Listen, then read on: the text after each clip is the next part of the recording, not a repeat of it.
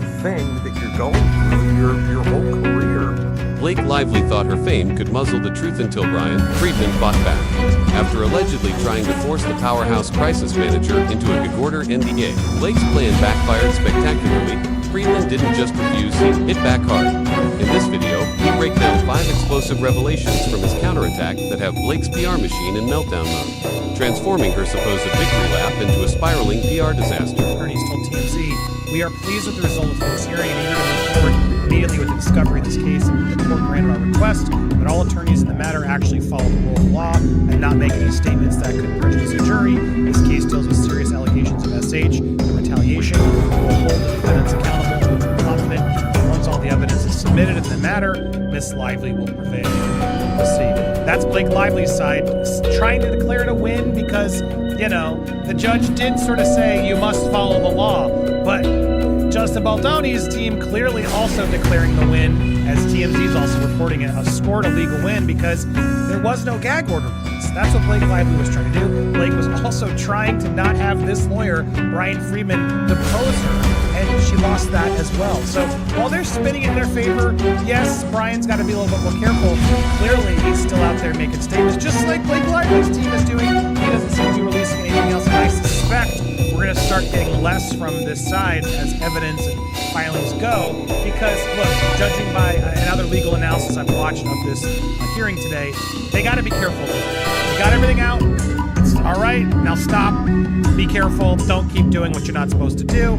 That's where we currently are. Blake Lively built her empire on the illusion of being America's golden girl. Her rise to fame began with Gossip Girl, where she embodied Serena van der Woodsen, the glamorous it girl everyone envied. But Blake's true genius wasn't in her acting, it was in the masterful creation of a brand worth millions, carefully engineered to present perfection. After the show ended, she didn't jump at every role. Instead, she handpicked projects that kept her image untarnished. Films like The Age of Adeline and A Simple Favor let her appear strong yet soft, approachable but still untouchable. Every red carpet moment, every media appearance was strategically designed to preserve her squeaky clean girl next door charm. She worked tirelessly to sell the image of a humble star who got lucky. But behind that radiant smile, something much darker. According to those who worked with her, Blake off camera is a far cry from her public persona. One former assistant described the experience as a nightmare, alleging staff were expected to be available around the clock.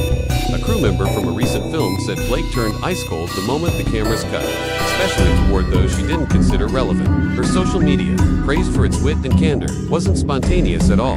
Posts featuring husband Ryan Reynolds, carefully scripted, their viral banter, rehearsed for likes. Even her so-called decision to ditch a stylist and dress herself was less about authenticity and more about controlling her entire image.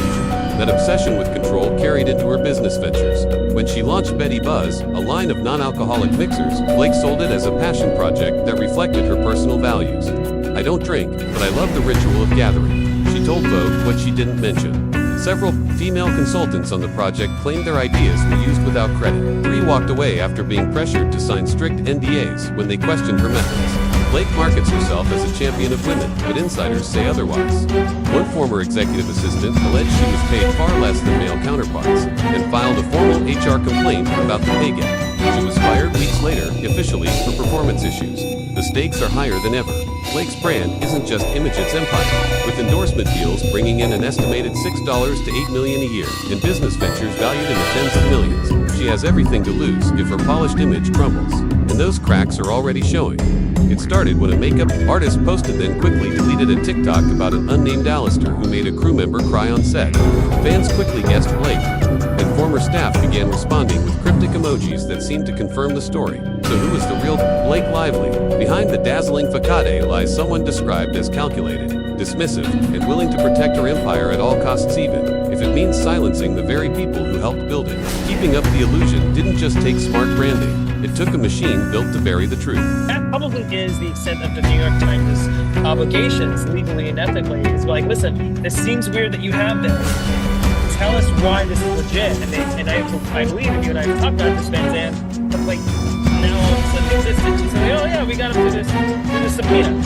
Now, I'm gonna go back to the 47.1 initiative. With this information, if this is true, remember we were talking about how this is an attack back on Baldoni, but Baldoni can go, if Lively is acting in malice, she doesn't get get protection under 47.1. This information, that their continued access to the iCloud, that this was a sham subpoena, will help Baldoni block and completely undo any effect, and maybe successfully oppose 47.1, because he can show that at least Lively's team was acting with malice by both continuing access to Abel's phone, and two, that the New York Times was telling them, giving them notice, like, this doesn't look legit, and in reaction to that, instead of going, okay, don't use it, we'll be above board, they created this sham lawsuit. Yeah, it's fascinating. So does this information, upon information and belief, I can just bring that up again, do you think Freedman has enough of what he needs to back that claim up?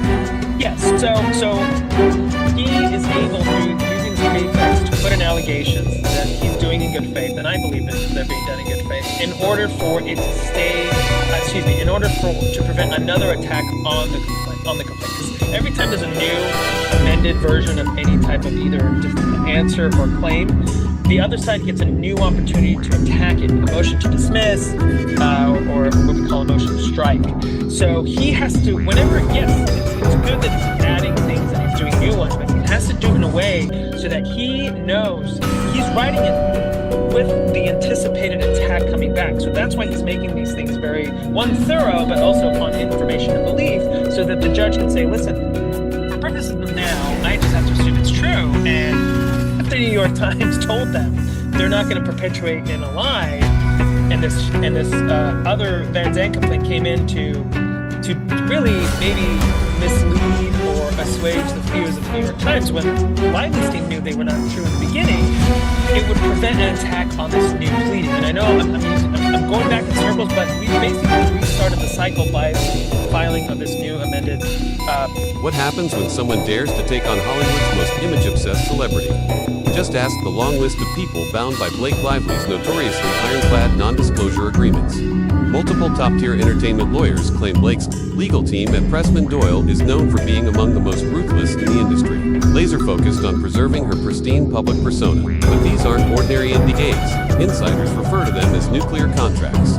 Documents so extreme they don't just protect creative content, they erase entire relationships. These contracts ban individuals from speaking about Blake in any capacity, her on-set behavior, her private life, even confirming they've worked with her at all.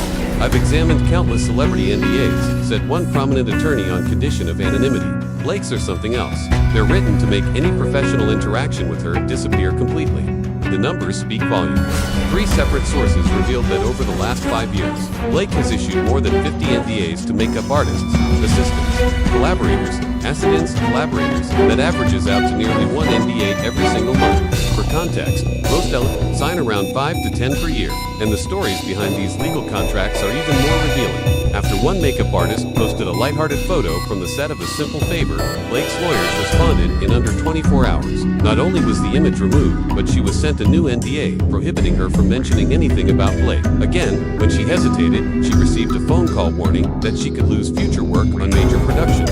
Another former assistant at Betty Buzz shared a similar experience after bringing up unpaid overtime.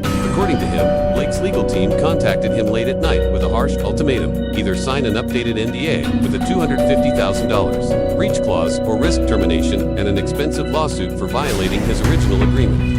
As Blake's brand grew, so did the legal intimidation. In 2021, a former collaborator who questioned suspicious financials on a project was sent a document requiring her to declare in writing that she never had any working ties to Blake.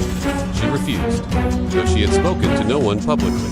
Blake's team threatened her with a defamation suit anyway. They don't wait for someone to speak up, one ex-staffer revealed. They act preemptively. They monitor everything your posts, your contacts. It feels like legal stalking. But the reach of these NDAs isn't confined to courtrooms. Several insiders claim Blake keeps an internal blacklist of individuals who declined to sign or were suspected of leaking information. That list reportedly circulates to brands and production houses working with her, often resulting in blackballed careers. For years, this system ran like clockwork. Silence was bought, disputes disappeared, negative press never saw daylight, and Blake's public image, charming, relatable, would have remained spotless. That was until she tried to strong-arm crisis manager Bryan Freedman. According to recent legal filings from his team, Blake has issued over 50 NDAs, twice the average. For someone at her level, But even the most carefully guarded PR empire can misfire. And in Freedman, she may have finally found the one Hollywood insider, uniquely capable of unraveling the fortress celebrities build to protect their reputations at all costs.